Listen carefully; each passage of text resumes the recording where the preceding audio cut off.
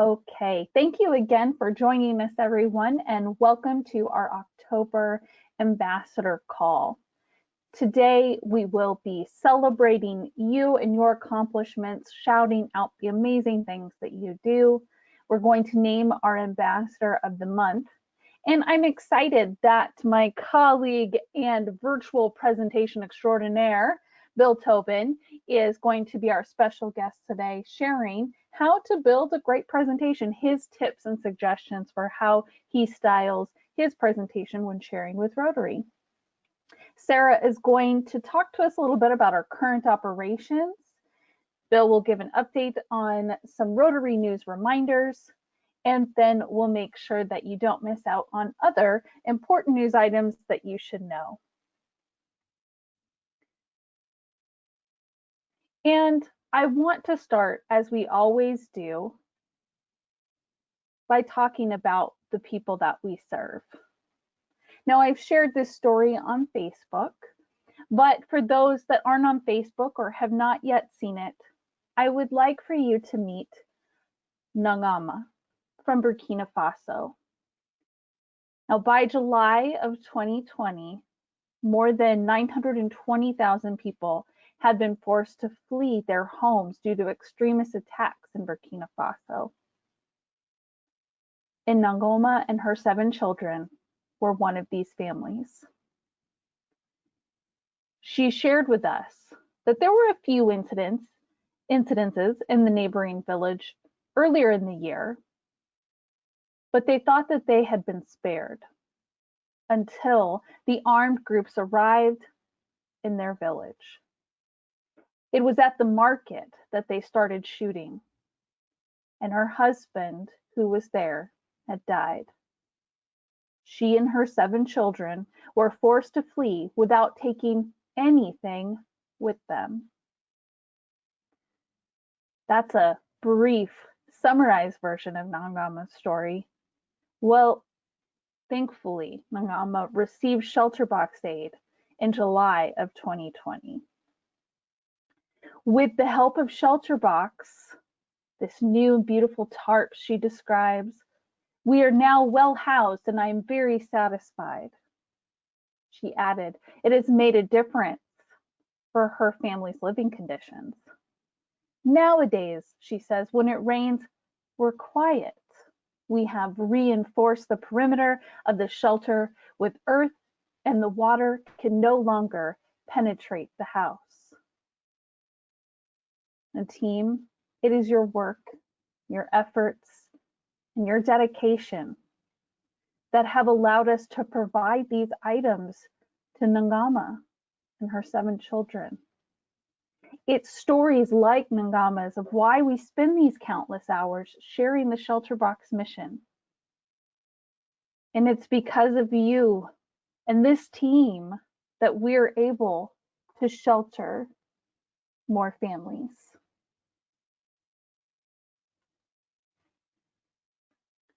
So thank you, team. And I see that we have Shelterbox USA President Carrie Murray on the line. Carrie, I'm going to unmute you because I know you have a few words for our team. Welcome. Thank you, Cherie, and hello to all of our awesome ambassadors. I know it's a jam-packed schedule, but I asked to have a few moments with all of you today. First and foremost, to say thank you. This year has been an extraordinary one, as you know, and it has definitely challenged us to the limits.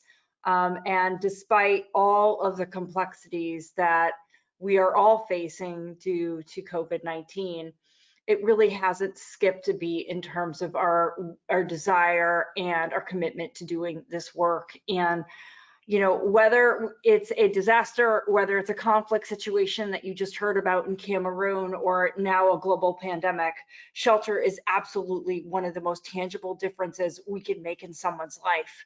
And the need for our work at Shelterbox has never been more important than it is right now. We have responded to so many natural disaster and conflict situations this year, and many of those we would never have been able to do without the support of this ambassador team. Yes, fundraising has been a massive challenge around the world for the organization, but we knew that we needed to continue to meet some of the beneficiary needs around the world, particularly in places where, you know, they weren't making the headlines. It wasn't a massive, you know, influx of humanitarian aid. Places like Vanuatu that suffered a Category 5 Cyclone Harold earlier this spring, but places that this organization was able to say yes to and serve thousands of people because the ambassadors were out there day in and day out fundraising for this organization, raising awareness, and really enabling this overall work of the organization.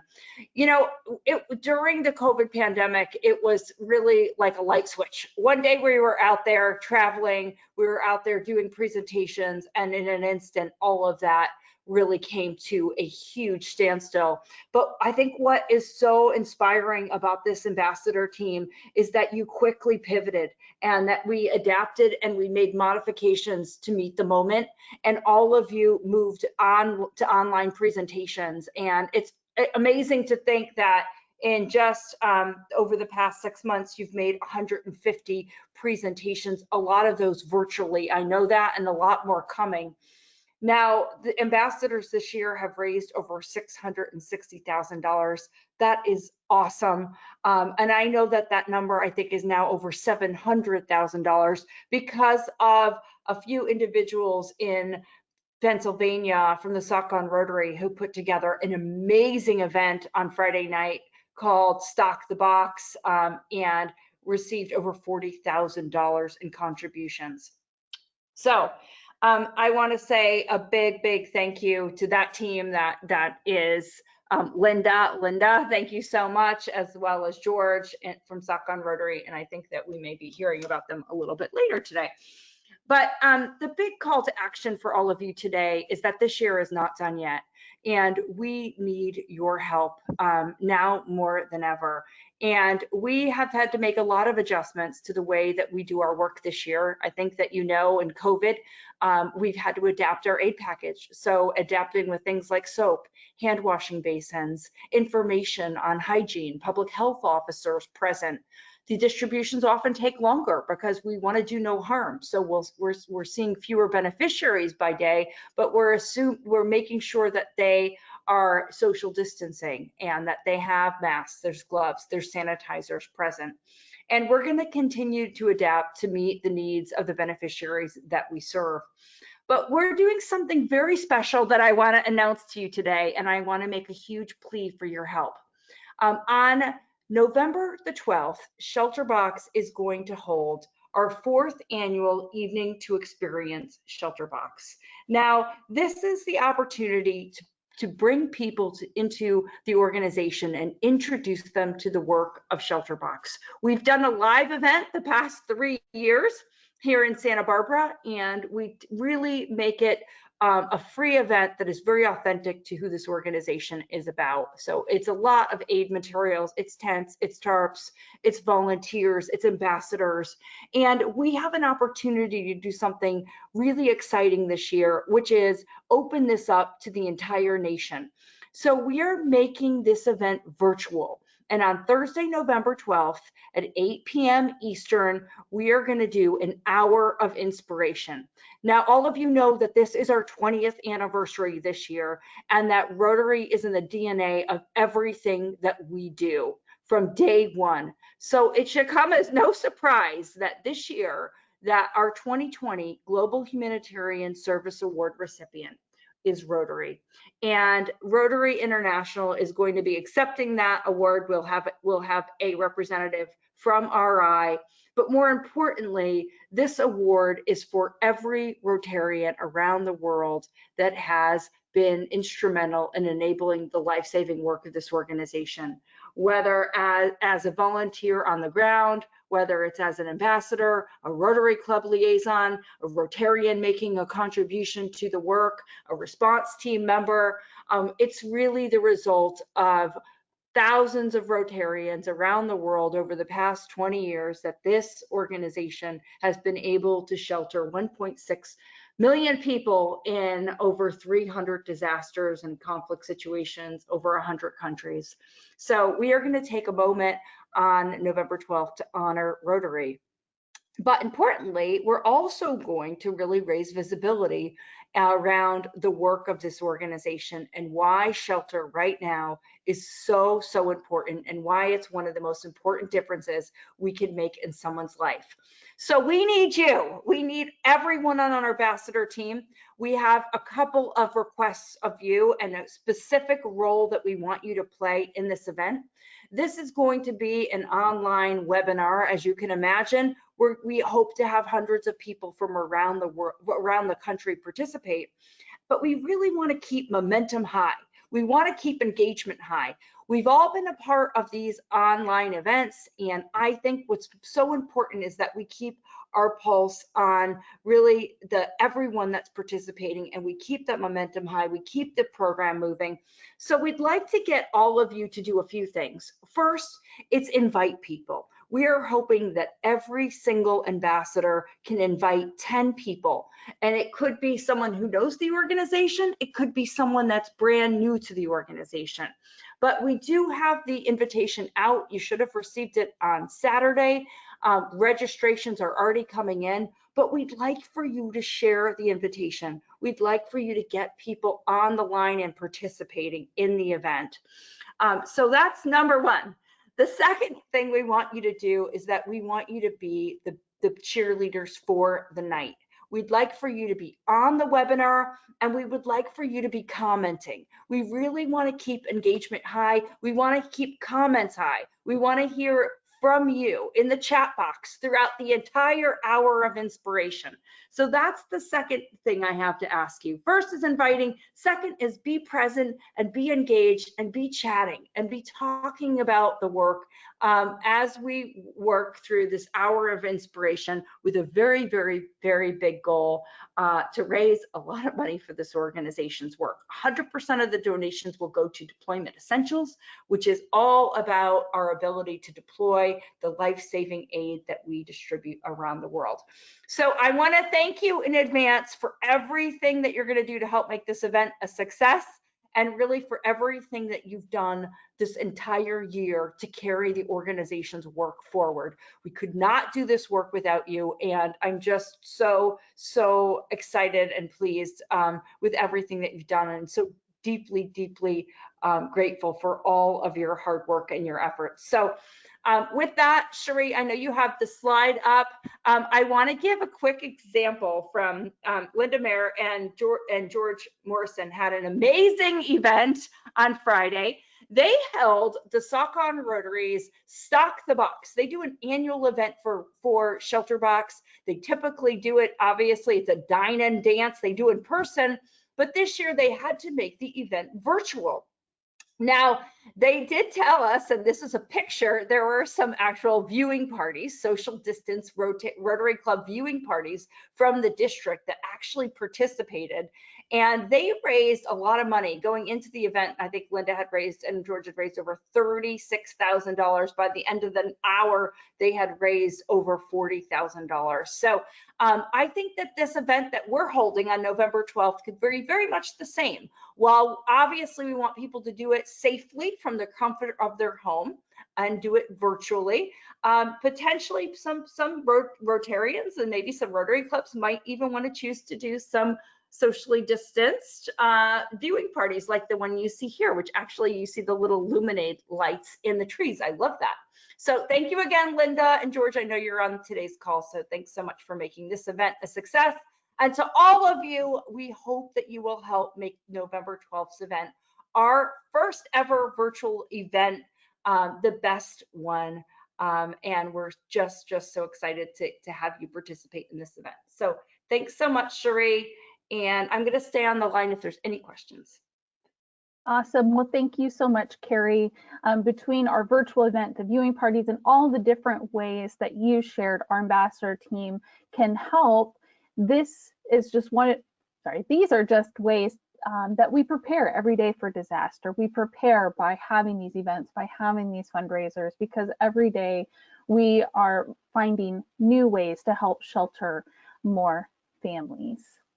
Now, I clicked too fast, so you already got a sneak peek, but you know my next favorite thing to do in our ambassador call is celebrate you all. So I want to start by shouting out our top 10 fundraisers for September. First, Brittany Woodrum there with the 14ers, Brian Glenn, Don Jorgensen, Herman Dixon, David Adder, Margaret Woolrock, Wayne Childs, Mark Dyer, Bill Decker, and Ross Spencer are 10 of the 65 ambassadors who saw funds come in because of the time we've all been spending sharing ShelterBox, whether it be in person now or displaying in a community or still conducting virtual presentations. All of these different ways of engagement have brought funds in and allowed us to shelter more. In September, our team raised over $62,800 to forward our mission.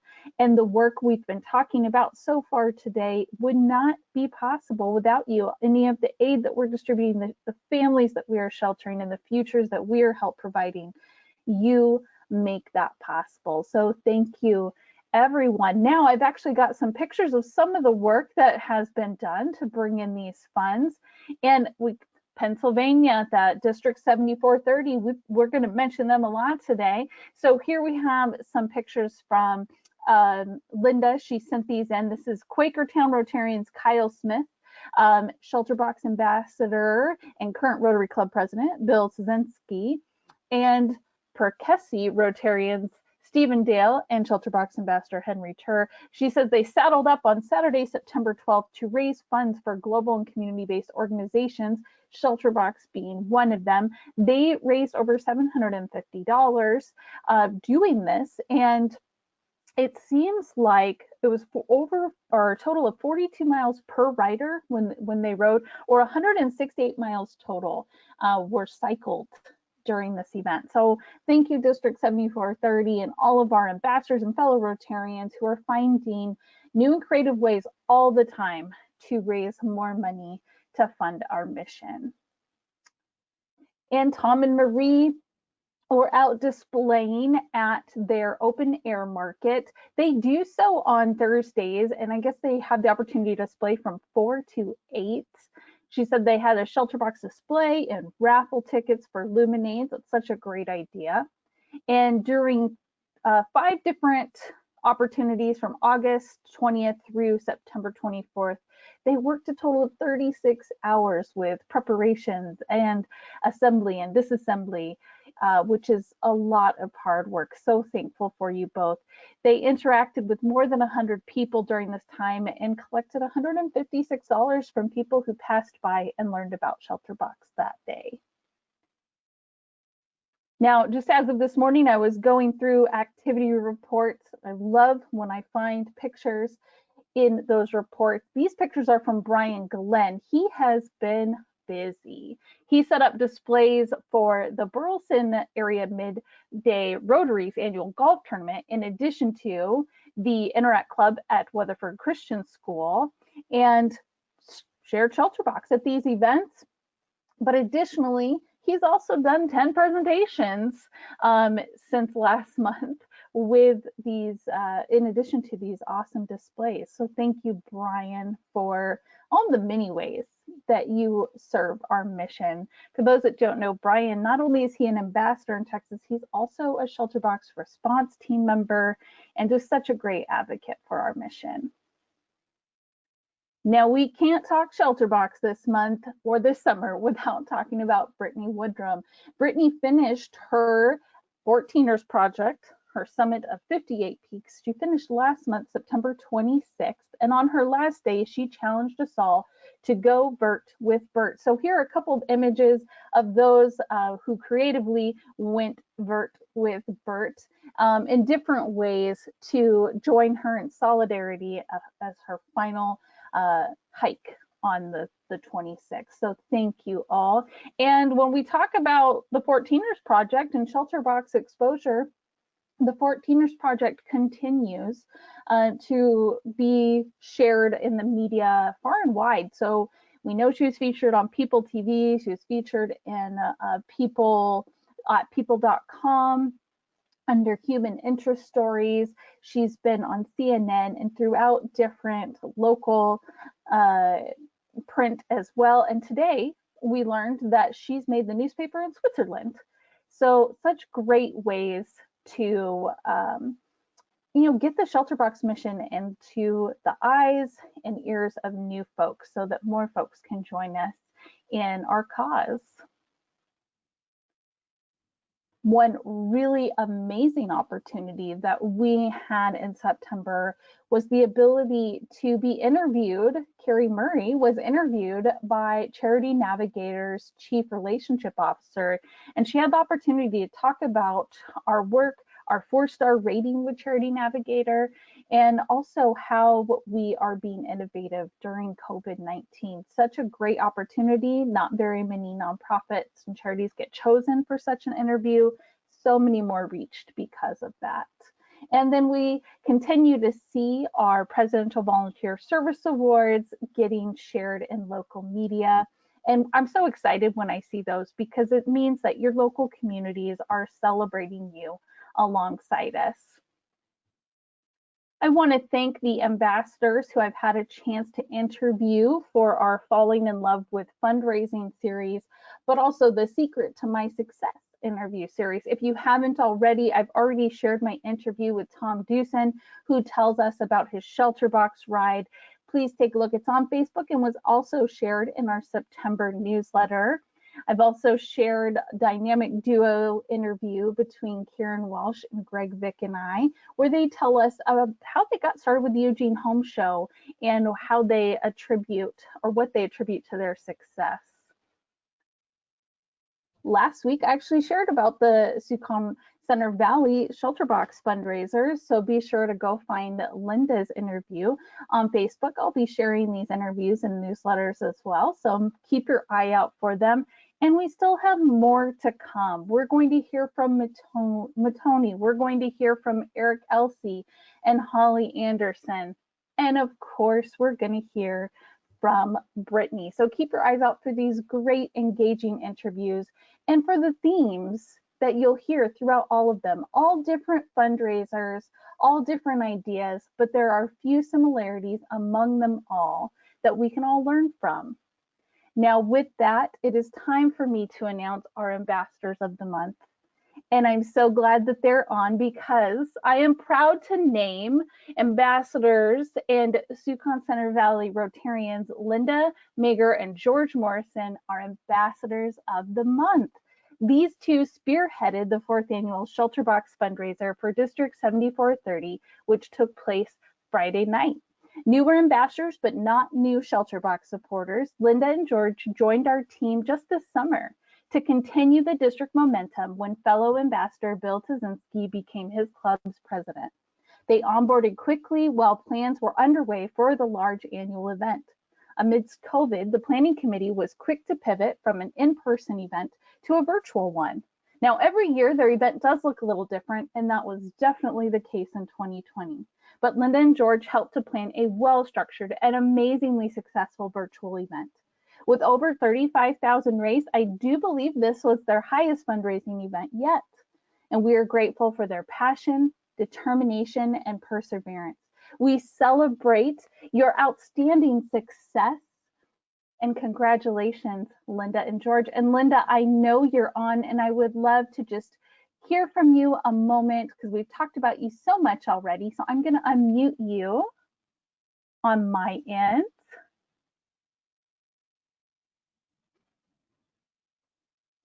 Okay, I'm trying. Now you're unmuted on my end, and if you want to unmute to say a few words, we'd love to hear from you. Yeah. Hi, Linda. We can hear you. Yes. All right. Hello. Hi there.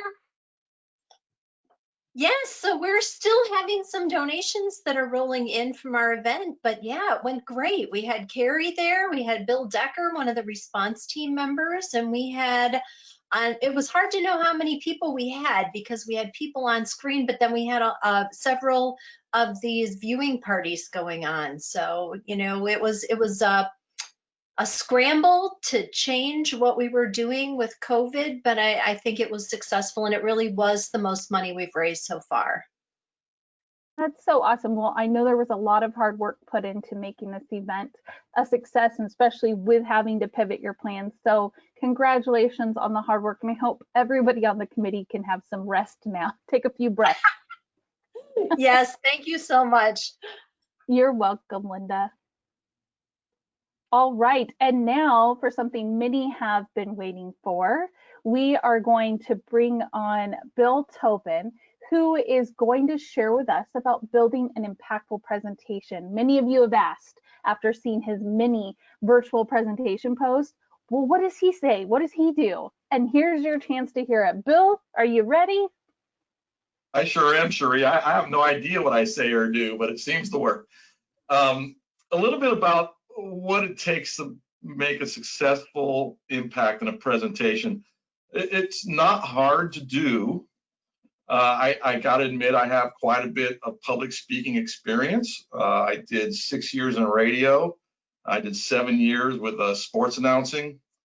And in the Rotary world, I spoke on behalf of our district's youth services. I was the Polio Plus chair, so you get a lot of speaking engagements through those titles or responsibilities, probably a better one. I've emceed some fairly large Rotary dinners for Rotary International presidents, and it all started out just having a gift the gab, I think. So a lot of a presentation, and Cherie, if you go to the next slide. First, you always want to try and control your own slides, but here we just let Cherie do it. So a few things I've learned over the years that really makes a difference. One is personal credibility. So when you've confirmed a speaking engagement, send them a speaker's bio. Tell them a little bit about yourself. Tell them a little bit about your involvement with Shelterbox, a little bit of your vocational background. Those lend some credibility to who you are. And then, of course, you also want to include on that a topic outline, maybe just 2 or 3 sentences about what you plan to say. And planning what you say is the most important part, not finding the slides. You'll find the slides after you figured out what you want to say. So for me, and I think most Rotary audiences, it boils down to a historical element about the Rotary partnership, and an element about what we're doing right now. So if you start with those 3 topics, and then you just kind of build out from there, you'll have the right number of slides. It won't be too many, it won't be too few, because it will be backfitted into what you want to say. Practice, practice, practice. I do what I call shadow boxing in presentation practice. I will whisper or lip read, not really even say the words, but kind of lip them out, and use all the hand gestures if it's in person that I plan to use, or work along with my slides. And my wife, Sherry's caught me doing this several times, and believe it or not, I've caught her now doing it a few times too, because she also speaks a lot on Rotary things. She's an assistant governor and past the RYE chair in our district, so she does a lot of public speaking there. It's important to use a combination of voice, text, visuals, and data. So the voice can be the inflection of your voice, how you pace yourself. The text is obviously text, what you put up there that you expect people to read. Visuals, I think we have a huge advantage in visuals because our photographic material is just astounding on all of our deployments. But it's important that you put it in the right framework, especially online. You want it to look out to the borders. You want it to be the right size. You don't want to do a whole lot of manipulation. Cropping is one thing. Putting different colors or tones to it, probably not the best thing to do. They're great on their own. And then data. You don't want to be too heavy on data, but if you use these 4 combinations, throughout the presentation, you'll be very successful in all the people who are listening, because there are people that are data driven and they love seeing those statistics. And there are people that are visually driven and they love to hear that story you're telling about someone who gave help to. And then there's some that like to read things on the screen. And please, as I'll show you in a minute, don't read what's on the screen. You're putting it up on a screen for your audience to read, not for you to read to the audience. And then of course the vocal inflections and putting some personality, put some of your own personality into it. This is not an infomercial. You don't have to be that salesperson pitch. You're a Rotarian, or if you're not a Rotarian, you're someone who's passionate about what we do in the world. Let that come through in your presentation. Storytelling is so important to what we do. You know, Cherie just did a great job of outlining a family who needed our help, and you hear our stories all the time. You want to make those as individualized and personal as possible. So saying Grace and her family is great. Even the families we serve, that's pretty good. Just our beneficiaries, that's a little bland. So I would suggest you try not to use that term, and really, if you can, make it as personal as possible. Okay, Cherie, next slide, please. Okay, now I'm going to show you my slide deck, or some of it. I want to just point out some things. Mine will be different than yours, but some of this could play into anyone's deck of slides. When you're brand new as an ambassador at ShelterBox, I highly suggest you go with the generic slide set to begin with until you feel comfortable about some of the basics. But as you'll see, very few of the slides that I'll show out of my slide deck are those stock images that you would see in that generic slide deck. So in journalism, it's important that you come across as in the first paragraph or two of a news story, the who, what, where, how, when, and why. That's a whole lot to cram into your first few slides. So what I like to do is really break down the who, the what, and the why, and the where and how, and the when. That will all come through the course of the presentation. You want to be brief on your first few slides. That's where most people fall behind on time constraints. It's not on the last slides when you're actually behind. It's usually in those first slides. So don't spend a whole lot of time on the history of ShelterBox, because they'll learn more of that as you go along. Anything you could put in throughout, pepper it, like peppering a piece of meat or putting salad dressing on. If you can put it where it coats it from start to finish, it's not going to be too strong and you're not going to miss out. So the history of ShelterBox could be talked about throughout, but it's important, I think, in the very beginning to make 2 points, and one is we are project partners. So for example, I might say that we were started by a Rotary Club and other clubs found out and wanted to support our efforts, and that initial surge grew and grew until in 2012, Rotary International as an organization formed a project partnership with ShelterBox.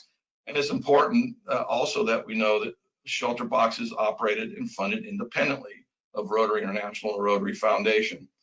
So, I mean, you're reading some of that and you're paraphrasing some of it, but I think that independent funding and operations is an important distinguish that we have to put in all of our presentations. Talking about the gear, again, these are things that you'll be showing as you go, and you don't want to necessarily say there's pots and pans, there's a hammer, there's a saw. Generalize it. There's the cooking gear, and there's the equipment you need to be more resilient during your recovery. Going into the families we serve, again, you'll want to show a little bit of overview. Different tent styles. I love the picture of the man building his house, because it shows that we've given them a place to call their own until which time they could have their home back. And my first Make It Personal is Grace from Malawi. I don't go into depth with Grace, and I suggest you find your own. You can use Grace, but one thing I put in my presentations is to make sure I have at least 3 people by name that I talk about. And with Grace, it's real brief. I simply state that she was displaced during Cyclone Idai. in Malawi and through our shelter kit. You can see here she now has a place to call home. It's just really as simple as that. One sentence, two sentences, but you've made a personal connection with someone who's received our aid to the audience who you're hoping will help donate for the next Grace or the next whomever to get our aid. So make it personal. All right, Cherie, next slide, please. And then also the one in the upper left, I always follow up Grace with that picture, and it's not from Malawi, and I don't imply that, but what I do say is about how a home has to have a sense of privacy. So not only can the tarps replace a roof, but it can ensure the walls a family can then live behind privately. And I think that's an important aspect that often goes overlooked in what we do is the importance of having a place that's yours, where you could laugh and cry together as a family. Establishing historical impact, excuse me, is that's important because it's going to build the trust for later in the presentation when we're not making a direct ask, but it's pretty well implied that we need your support. So these I've taken from a presentation that I think Carrie Murray put together, and these are all, just ask for these, and I'm sure Cherie or myself will round up what you need. But largest response to natural disasters, first large-scale response, introduction of shelter kits. These establish a timeline of both the growth of the organization and that we really do make an impact. I have what I call in this one a hidden gem. I included that here. It's one that currently is hidden. So if you have a slide deck, you can hide slides within that deck. And what I will do, especially virtually, because it's really the only time I have to do that. I never did this in a personal appearance one, but I will have these hidden slides. And if they're talking about, their scout troop before it's time for my presentation, I'll unhide this slide because it does show examples, 3 of them, 2 of them US based, of where we've worked with scouts in the field. Just any way you could connect with the club, the more personal one-on-one basis, the better. And then the 20 years of impact slide, I think we all have this slide, and 1.6 million people sheltered now. I haven't mentioned any of this yet until this far into the presentation, and it's really setting up this next slide, which is the need is greater than ever before. And of course, the things that are highlighted on here, I did that just so you know it's not part of my slides. But those numbers are not going down, they're increasing, they're higher now than ever. And so the impact, we have people ooh and ah at 1.6 million, but then when they see there's over 100 million people in need, it really puts an emphasis on how desperate people are in the world and how much they really need our assistance. All right, Cherie, next please. So that's kind of the first part of my 3 parts is the historical context, why it's important, the who, what, where, who, what, and why. This is more of the how. The where is kind of all throughout, to be honest with you, the who, what, why part. But the partnership with Rotary, whenever you're talking about Rotary and Shelterbox, I think it's important to find as much material you have that's got Rotary in it. I've been in Rotary since 2004, and it's really a way of life for me. But for some people, it's just a weekly thing. They're trying to make business connections or something, and to really lead, they may not really get it like most of us on this call get it, and how Shelterbox is such an important partnership in Rotary and vice versa. So having, that's Holger in the first picture, and then I kind of got pointed towards Greg Krauska there in picture 22, but it's Jenny Jones is next to Greg there in that picture. So whenever you can, put the high-ranking familiar faces, high-ranking or not, familiar faces for where the area you're working in or talking in, and put those in your presentation. So fundraising and volunteers, that's what most of the people in the US think Shelterbox is. That's, and then we have some people that go out and do the work. So it's important to show the partnership from the operational side. And this could be done literally in about as few words as some of those words didn't make it quite on the screen here. But you could set up slides and add that the Rotary partnership has helped in establishing a global network When a disaster strikes, it's often the information from Rotarians that help our assessment work. When we have people coming into the area, it's all about importation of people and gear. Transportation, the infrastructure is usually completely destroyed, if not badly damaged, so getting around in the country. And as you see, I'll just be going from one slide to the next as I'm saying this. Translations and training. This is a good time to point out that ShelterBox is not a large organization, so we do rely on that local help. And then the distributions part, putting the face of the local Rotarians into their disaster relief effort and even into the post-distribution monitoring phase.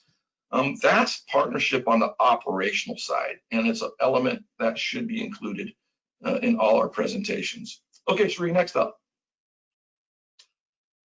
So I've talked about kind of who we are. I've talked about our partnership with Rotary. Now what you really want to lead up to is where we are right now, because the last things you say are typically the first things that people will remember. I know that sounds kind of funky, but it's true.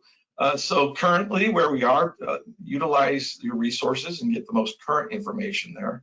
I love putting a John Hugo quote into anything he talks about that says ShelterBox, because he is the one constant high-ranking official in Rotary.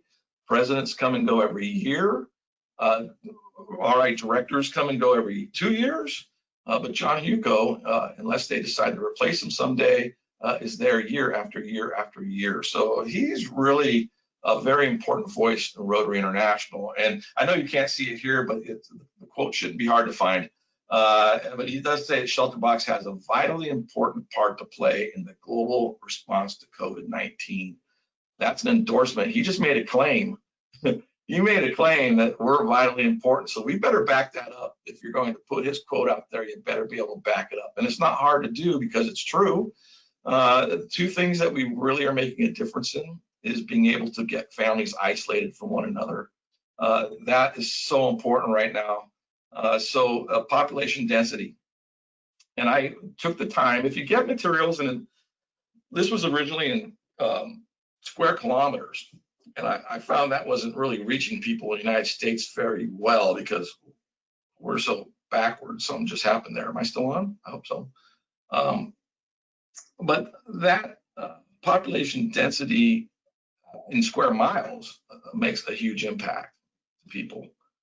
So that is a good one to convert. If you need to convert kilometers to square miles, please do so, because the audience will connect with it much stronger. Also saying to the Rotarians, and I look on the little viewer on the right-hand side of Zoom or wherever it is on your Zoom, and you pick up some names of people, and even if you don't get that, write them down before you speak, because it's important to realize what we're doing is the same, worldwide is the same thing what we're doing right here. We are all in our own homes. We're in our own tents. So Cherie, you're in a tent, and Sarah, you're in a tent. And I'm sure Frank Spears is on the call. He's in a tent. And if you use people from that Rotary Club and use their names and say they're in tents, and it's the only true way of we're able to distance between people to help limit the spread of this virus, then that's really, really impactful. You've made it now personal by name with people on the call. Then also, and this is really, COVID-19, everything's a recent example, but to put it more generically, use as many recent examples within the last 18 months. I would say don't go too much deeper than that, if you can, to talk about individuals or people that we help. If you're going to name them by name or cite as case study, the more recent ones are probably the best ones to use because they will resonate as recently active work that we're doing in the world. All right, Sheree, next slide, please. I think that we're on the home stretch here. Oh, maybe not. Okay, so again, now I'm able to do this whole presentation in 20 minutes, but obviously talking about each slide, it seems like it's taking longer, maybe not. But talking about our recent work, we've been in the Philippines numerous times. We've done a COVID response. In New York City, they put up temporary structures outside of their hospitals, but they have the resources in New York City that you aren't going to find on the island of Cebu in the Philippines. So it was tasked upon ShelterBox to provide this help there. Again, there's Rotarians in a slide doing volcano displacement, people displaced due to volcanic activity. Again, Rotary, put it in there as much as you can. Adapting our distributions and training, all this stuff is new. It's relative. It's what people want to hear about. And then incorporate new stuff from our resources. We just recently put out the mid-year report. Not too long before that was the annual report. This is great resource for information, the data that the data people are looking for. They don't want data from 2 or 3 years ago. They want current numbers, that data set of people. And then going into something more specific, like our refugee work, so vital. It's some of the hardest work for us to fund. So we really need, as ambassadors, to tell more people about the impact we're making. So the Lake Chad Basin, go ahead, Sheree, and switch to the next slide. They not only have Boko Haram violence, which we all hear about, but they also have a climate change issue, and now they have COVID. So there's 3 separate disasters occurring there simultaneously. I think if you don't know about the Minowao refugee camp in Cameroon, please go to the Asset Bank and look it up, read some case studies from there. It's a huge success story for Shelterbox over the last 5 years. I've grabbed the pictures, all the pictures except the lower right on this map. Well, in the upper left, that was a Google picture, but the other ones are all from Google Maps. Minowao is so large, you can find it on Google Maps. I like to tell people that because it really, and show them these pictures. And these slides, I will go through these slides, those 5 slides of zooming in 5 seconds. You're just going to let people know that we're on the ground working there as you zoom in to that final slide. Again, going with pre-COVID group training to show examples. And again, there's a Rotary guy, a Rotary vest anyways, on a worker there. So again, that's a good photo to use, but it's good to point out this is pre-COVID group training in Cameroon. Also a good time to point out that it's almost 80% or around 80% females. All right, Sheree, next slide. I think we got one or two more. Okay, again, showing a comparison to then and now with COVID-19 related things, making it personal. I know, I think it was last month, Sheree shared Fan's story. Utilize the Asset Bank to find stories. I can't say that enough. There's incredible stories of individuals in the Asset Bank. Touching on Syria, sometimes if I know my time constraints, I'll do either Lake Chad or Syria, but typically I could get it in both. If I notice that they're running behind, you could always go into your slide sorter and hide slides before you present while the meeting's going on. But something I like to point out in Syria is that there are no Rotary clubs in Syria. And that's not a result of this current conflict. There hasn't been any since the mid-1960s. So it's a good time to talk about how our partnerships with other aid organizations have allowed us to also adapt aid for COVID, utilize social distancing distributions in Syria to ensure that families are sheltered. See, I just kind of put those 3 slides into a 15-second message. It's not hard to do when you've planned out what it is you want to say, and then you just kind of follow along with these awesome pictures. Last slide, I think now, Sheree, or there's one with questions and answer after. But you'll also notice, or you'll be asked, that there's pictures and there's no box. And when I'm going through Syria, I will add that our gear doesn't always come in a box, and that's okay, because families like who we found when she was 8 months pregnant with those beautiful twin babies, they don't care if it's in a box. They need the warmth of the blankets, the ground covers, the mattresses, and the other aid we provide there. In our winter aid appeal, I would just go right into the next page, which would be slide 67 there, and talk and briefly about this work with making sure young kids have warm clothes in wintertime in Syria and other places that we've been honored to have been nominated twice for Nobel Peace Prize. And then you wrap it up with the thank you slide. Again, just a brief, because you're going to have a question and answer period. You want to quit sharing your presentation as soon as possible after the thank you, because that opens up a more personable nature of a club, as opposed to them just seeing your full screen presentation. So now, last one, please, Sheree. The infamous question and answers. Well, I'm going to tell you a couple of basics I've learned through personal experience. Always listen. don't start formulating the answer 3 words into their question, even if the first 3 words are why don't you, or 5 or 6 words, why don't you help the homeless in the US? They may continue on with something very relevant that you could talk about. And that's probably one of the most often asked questions that we get. So make sure you listen to the full question, think for a second about your answer, and make sure you thank people for asking questions. That means they took the time to listen, or maybe they didn't take the time to listen because they were preoccupied with something else. So maybe their kids are going to school because they're all at home right now. Now, if you don't know the answer, don't guess. Just it's perfectly okay, and I do it. I really don't know the answer to that right now, but I'll be happy to get back to you. That's fair. They don't expect you to know every nuance of ShelterBox. And whenever possible, because a lot of times people ask me here about, tell me more about the HERO program, because I didn't really go into depth about it other than talking about a district governor creating it.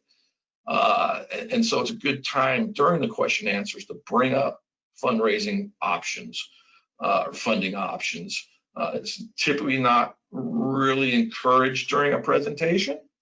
In fact, some clubs downright forbid it. But if they ask a question about it, then it's perfectly okay. It opens up that door. So with that, Cherie, I am all done. And I don't know if we have time for questions, but if so, I could take a couple. If not, you all have my email. I'm more than happy to email me with any questions you have about my presentations. Thank you. All right, thank you, Bill. We did have a question, and I know that Sarah has addressed it personally, but Mike wanted to know really about talking about the Nobel Peace Prize. And she recommended, she's always found that it has met with a positive response and that people applaud when they share it, so not to back away or be fearful of sharing that nomination. So I wanted to make sure everyone, if anyone else had those thoughts, wanted to make sure everyone got to hear that answer as well. All right, now there's a little bit of politics involved with the Nobel Peace Prize, but what I like to tell people is we only receive a notification from a nominator that nominates us on their behalf, that notification was, or that nomination was accepted.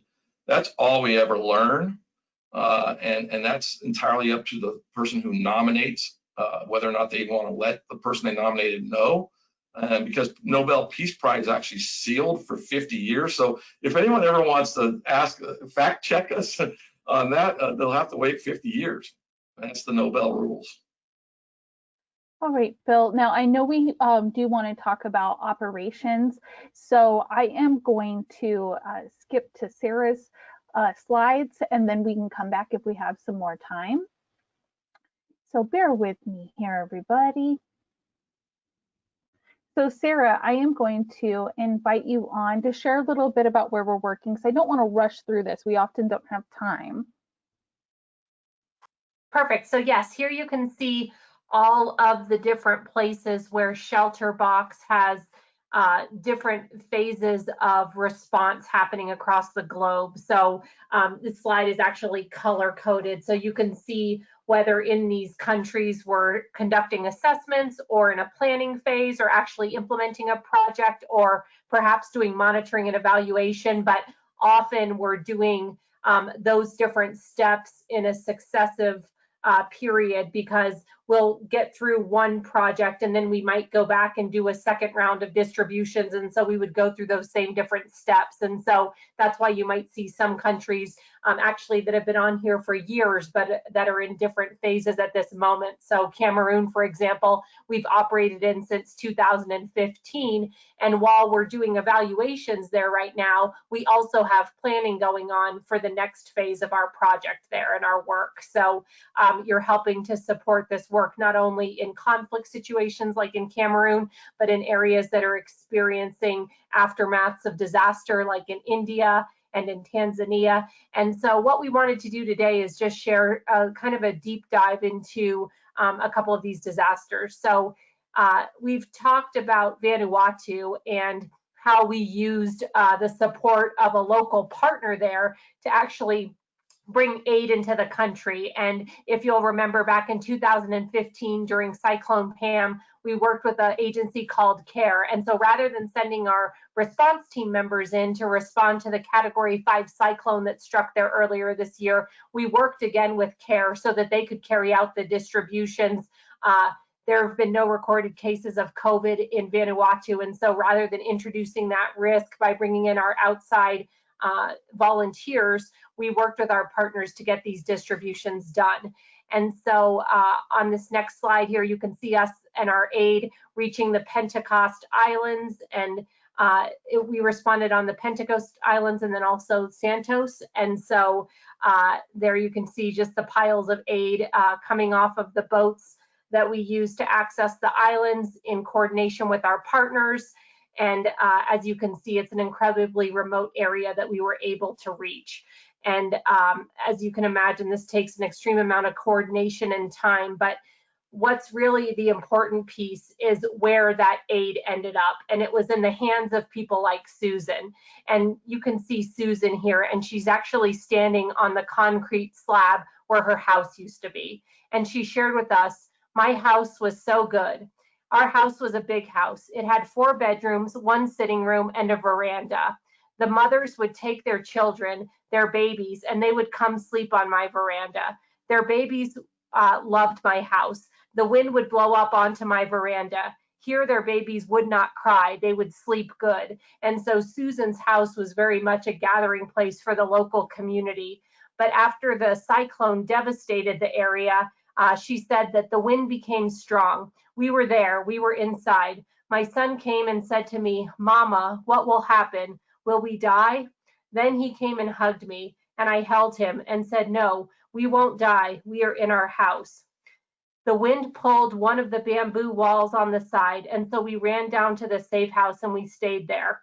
When I came out in the morning and I saw my house, I felt terrible. I was devastated because my house fell down, but I said thank you to God because no one in my community lost their life. I just came and stood here. Susan happens to be an active member of the community, and she's on the Community Disaster and Climate Change Committee in her village, and she's the main representative. But she said that for the first 2 days after the cyclone, she couldn't work and she couldn't help because her heart was too sad. But on the 3rd day, Susan got to work with her team, and they went around and assessed the damage and submitted requests to the government for help. And she made sure that all of the people in the community with the disability or the widows were taken care of first, and so that they would have a dry place to sleep. And so in spite of having her home completely destroyed, Susan made sure first that the well-being of others was put at the forefront. And finally, the community leaders told her, "You have to take this and use it for your children because your house has fallen down. You can't live like this. You must put this up and sleep underneath." And so Susan accepted the help because in addition to her own family that she cares for, she actually has 14 people living together under her care because she lets all of the students from surrounding villages stay with her when school is in session. And if they wouldn't otherwise have access to the school, she keeps them inside of her house and she feeds them and she supports those families from the neighboring villages. And so even though she lost her home, she was able to start to rebuild. And in the next image here, you can see, in addition to the tarps and the cooking equipment that we provided, on the next slide, you can see some of the tools that were also given. And what Susan told us is that we look after children who come and go to school here, they sleep here, and we feed them so they can go to school. The tools to rework the garden and planting the crops for the future are essential so that we can keep everybody fed.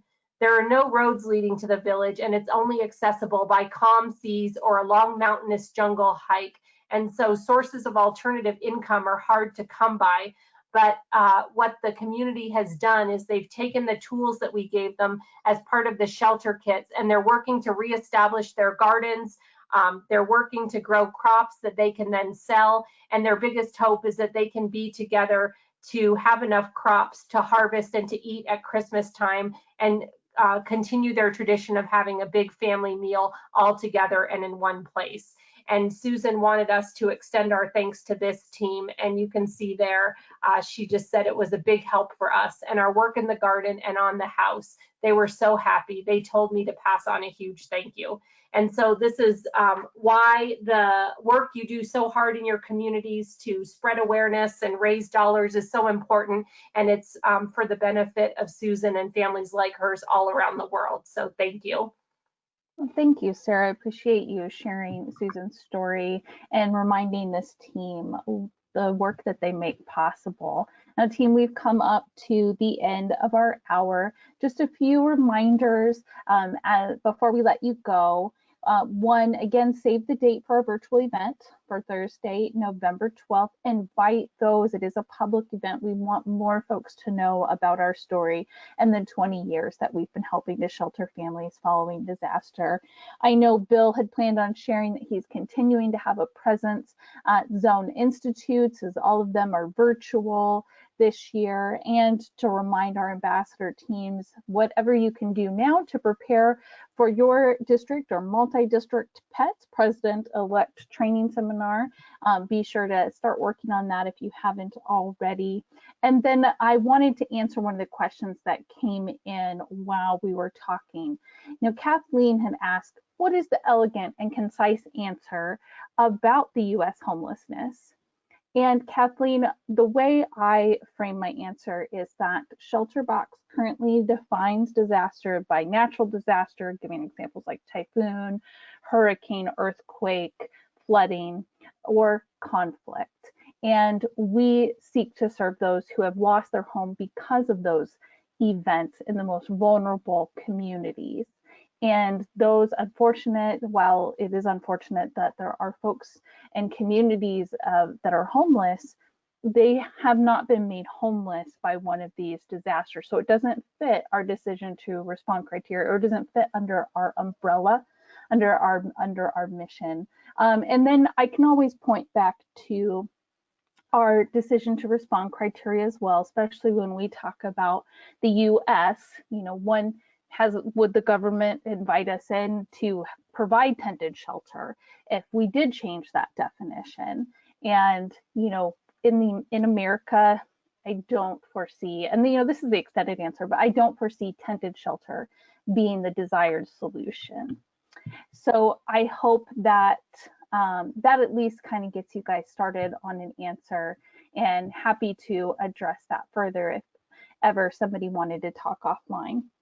All right, everybody, I've gone 2 minutes over, so I'm going to go ahead and wish you all a wonderful day. I thank you again for being on and for being a part of this team and all of your efforts so that we can shelter more families like Susan's and like Naghma's. Have a wonderful day, a wonderful week, and reach out if there's anything I can help you with.